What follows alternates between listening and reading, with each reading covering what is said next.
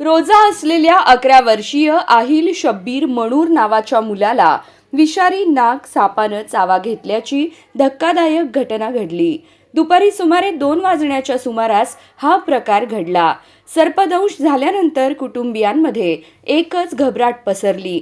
मात्र पालकांच्या प्रसंगावधानामुळे बालकाला तातडीने रुग्णालयात दाखल करण्यात आले आणि वेळीच उपचार मिळाल्याने त्याचे प्राण वाचले. सध्या आहिलची प्रकृती स्थिर असून तो धोक्याबाहेर असल्याची माहिती डॉक्टरांनी दिली आहे. ही घटना अक्कलकोट तालुक्यातील दुधनी येथील नागोबानगर रामवाडी परिसरात घडली. रमजानचा पवित्र महिना सुरू असल्याने आहिल उपवास पाळत होता. त्याचवेळी अचानक विषारी नागाने त्याच्या हाताला चावा घेतला.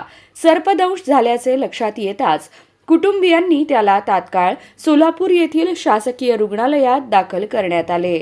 दरम्यान घटनेची माहिती मिळताच दुधनी नगर परिषदेचे नगराध्यक्ष प्रथमेश म्हेत्रे आणि उपनगराध्यक्ष जिलानी चांदसाब नाकेदार यांनी तातडीने सिव्हिल हॉस्पिटल प्रशासनाशी संपर्क साधून बालकाला योग्य उपचार मिळतील याची व्यवस्था केली.